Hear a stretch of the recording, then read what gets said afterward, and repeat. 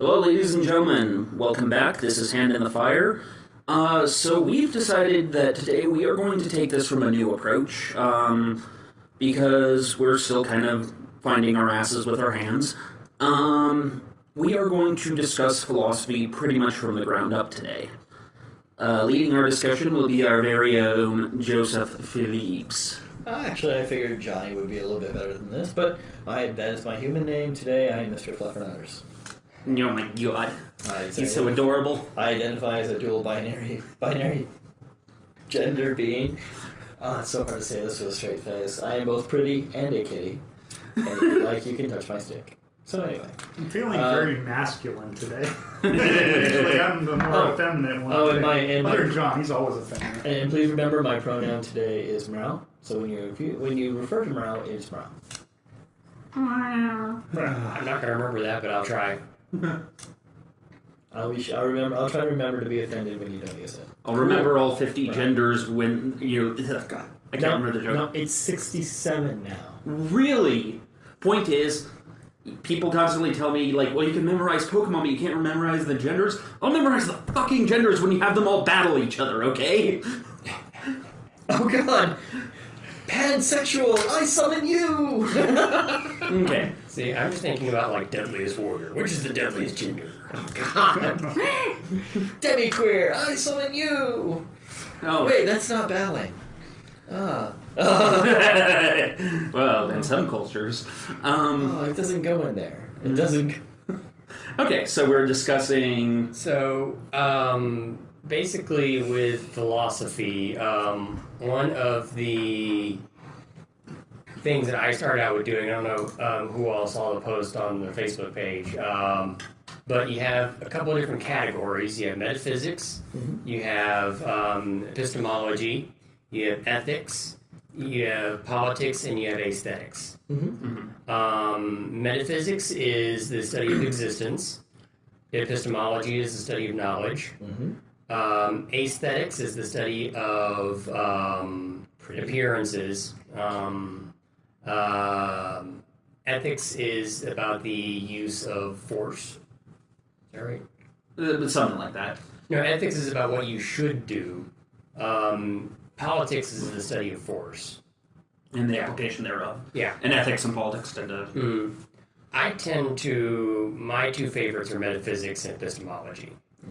So those are two that I can talk about a lot, but I'm willing to talk about I can probably talk about aesthetics, because I'm very much into design stuff, but I don't really know a lot about philosophy. I've read some stuff, but I'm probably going to speak the least tonight. And that's kind of part of why I wanted Although to do I might this. have a lot of questions. Part of why I wanted to do this is because I realized I have a whole lot of, pent-up, angry political philosophy that, guides a lot of what I say and think. And I realized we haven't really discussed, the nature of our beliefs in depth. We haven't discussed why I might even think the way I do, let alone that I think that way. Okay. And so that's something I wanted to... So let's start basic then, right? If we're going to be basic, John, what do you believe philosophy is? Well, let's see, the original meaning of the term is love of wisdom, philosophia. Okay. But, in short, what it is in terms of how we apply it, I guess, would be the pursuit of truth. But even that's a pretty vague statement on my part, isn't it? Well, the next question that goes along with that is inevitably, what do you perceive as truth? We see there's many philosophers and many opinions on truth. What's yours? My opinion is truth is what you can empirically observe, and that runs into a problem once you get to the feel part of it, because there are things that I've definitely observed in my life, things I've definitely felt, but there are things I can never objectively prove to anyone else. So, for example, I can say that I've felt the presence of God, but I can't prove that to any of you. Because that might have been a purely chemical emotion, that might have happened, but I have no way of objectively proving that. On the other hand, if I say I slam my head into this table and it's going to hurt, I'm pretty sure all of you will find that that is generally true. It's likely to be true, yes. Right, so that's pretty good. What about you, Matt? What do you think philosophy is, or how do you perceive philosophy? Well, I would suppose that's the way to put it. definitely put it a lot like John did. Mine, because I can't say religious background, because mine's actually different from my parents. Sure. So I can agree with John. I feel like I felt God's presence. Yeah. So I can believe him, but I can't prove that either.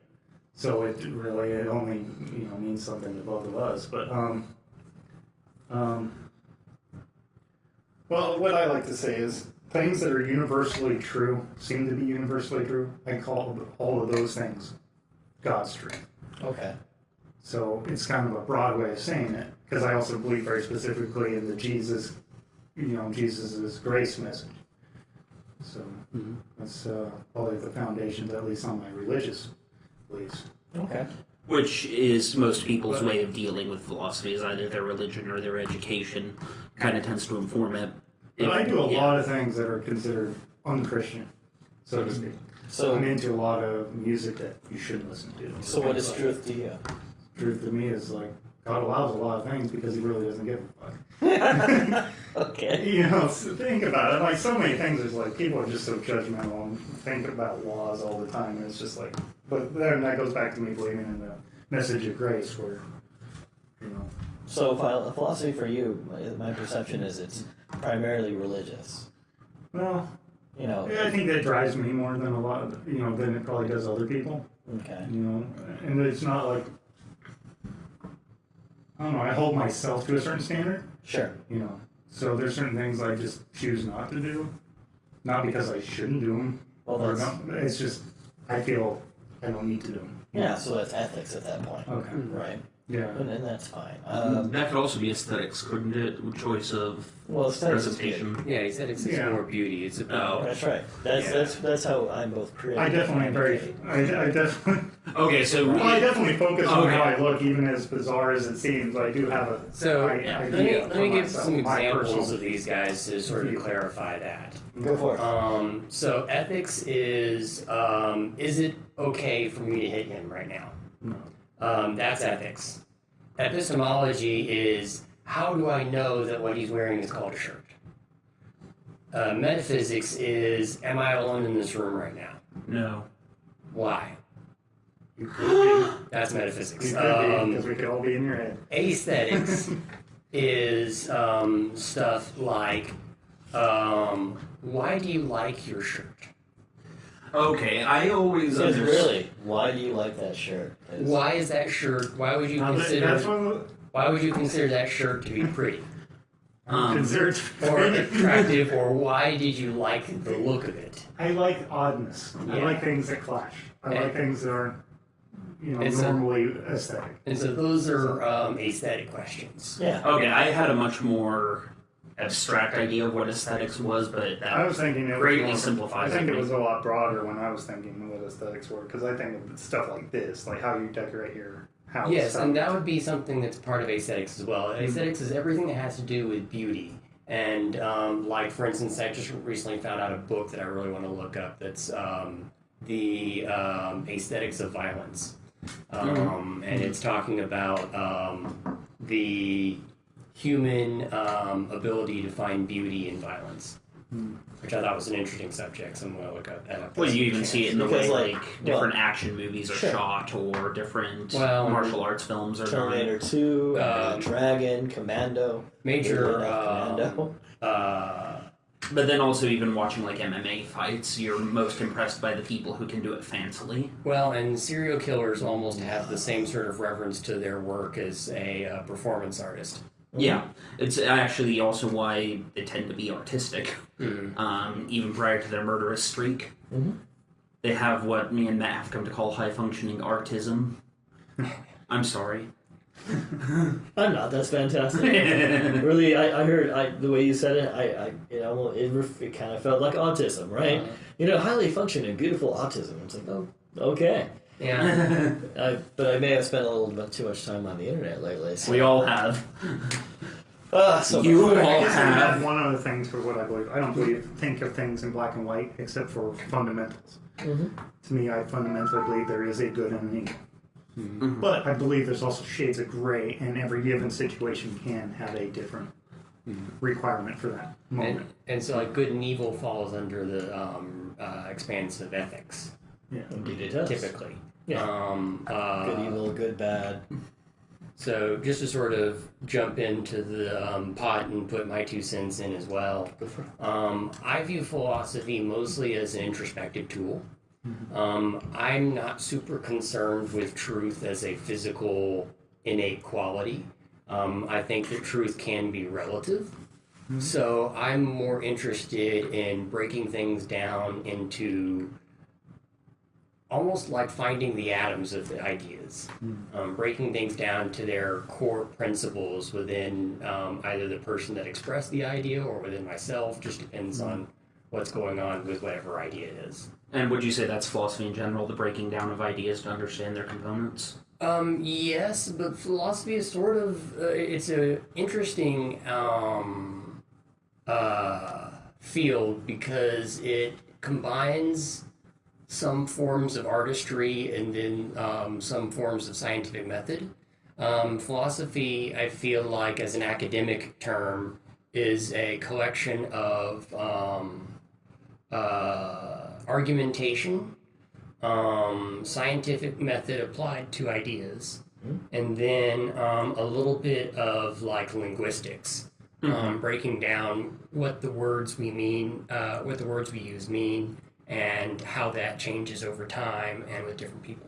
It's kind of why then in like philosophy class at school, which granted probably is never that deep, but most of the philosophies that were put forward could be phrased in like X, or if X then Y ergo Z. Yeah. Why you could almost frame them out algebraically. Yeah. I'm sure that's logic, right? Yeah. At that point. And logic did its own cool little area, right? Mm-hmm. But like, and the reason I asked like, what is truth to you and what is truth to you, because it's connotative, it's subjective when we discuss truth, Now, right? when you're asking truth, though, I've been thinking here. There's other things I could say to describe what I believe in. Oh, sure. And right. I'm thinking, like, they aren't even necessarily truths. They're just truths to me, like what my driving forces are. Yeah. I've had, like, coincidences or whether it was what I'm supposed to do with my life. But I found memories throughout my life, going all the way back to what my earliest memories, are all related to music in weird situations. Sure. Like, my first memory is like, well, this one's not a weird situation, but it's just remembering listening to the radio with my uncle. And then fast forward to like when I'm 12, I'm wandering around in the forest in the middle of nowhere and up past Divide, and I come across a VHS tape. And it has nothing but music videos from the last few years, so it's like I got a mix of hair metal, which I would have never been exposed to because when I was 12, the whole grunge thing was coming in. So I got a mix of both worlds and seeing one coming out and one coming in. Those things drive my musical skills. Like I picked up the little things from that. Sure. You know, and so So for me, part of my driving force isn't just God, it's music. I love music. well, for you, my impression is for you, God and music are nearly the same, right? Yeah, well, I But for- believe he made it. But Yeah. there you go. But for you, it's primarily it's a religious belief. It's a belief in God. From God comes truth, right? And for John quoted something more like empirical, observable truth, right? Well, and I think I that's... could add something to that. I think I was also kind of chickening out a little bit when I said that, because like that is a part of my belief. Sure. For me, the problem is when discussing truth with another person, I tend to be of the feeling that I have to inherently be working on neutral ground, because the assumption is that if we are to talk about and come to an agreement on something, I can't be just asserting my truth if it's a truth that you can't see. So, like, if I was working with Johnny on something, the fact that he does not believe in God, or he does not actively believe in God, I guess I should say, it's a matter of indifference to him, and the fact that I do very actively, very specifically believe in God.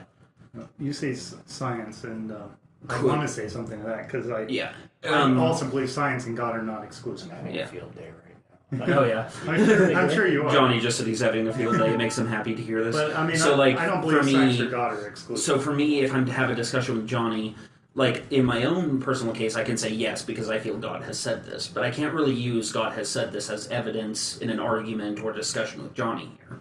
Because as far as Johnny's concerned, when did God ever say that?